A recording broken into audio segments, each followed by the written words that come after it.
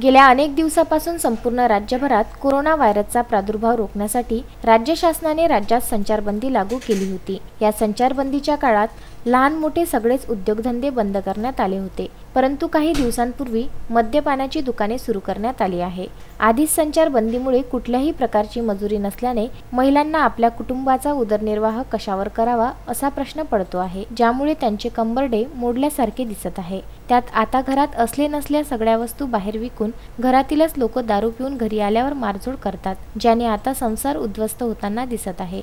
गावामध्ये गेल्या कित्येक दिवसापासून मोठ्या प्रमाणात अवैधरित्या दारू विक्री केल्या जात असल्याचे फुबगाव येथील महिला बचत गटांनी नांदगाव खंडेश्वर येथील पोलीस निरीक्षक उदय सोयस्कर व नायब तहसीलदार चेतन मोरे यांना निवेदनाद्वारे तक्रार केली होती। सोबतच वारंवार तक्रार करूनही कुठल्याही प्रकारची कारवाई होत नसल्याने अवैधरित्या दारू विक्री करणाऱ्यांवर लवकर कारवाई करण्यात यावी, अन्यथा गावातील सर्व महिला बचत गट एकत्रित येऊन दारू विक्री करू।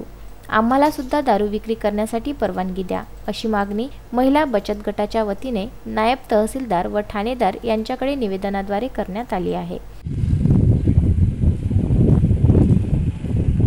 लॉकडाऊन होतं, त्यामुळे आम्ही आता आमच्या पोलीस स्टेशनला येऊन आम्ही निवेदन दिलं आहे, तसंच तहसीलला पण निवेदन दिलं आहे। आमच्या गावात खूप त्रास आहे। ज्या वेळेस तुम्ही दारूबंदी केली होती तोपर्यंत आमचे माणसं चांगले होते आणि आम्हाला बायकांना त्रास नव्हता जास्त, पण आता यांनी जेव्हापासून दारूबंदी केली तेव्हापासून बायाला खूप त्रास आहे आणि आम्हाला खायला सुद्धा नाही। 2 दिवस काम करावं लागते, 1 दिवस घरी राहते, माणसाला सुद्धा काम नाही आमच्यावाले, आम्ही घरी आहोत आणि हे सगळे पोरं दारू पिणारे माणसं घरी दारू पिणारे। आता बायानं कसं करायचं? आम्हाला तहसील कंट्रोलमध्ये आम्हाला 5 किलो धान्य दिलं, त्याच्यात आम्ही कसं जगावं?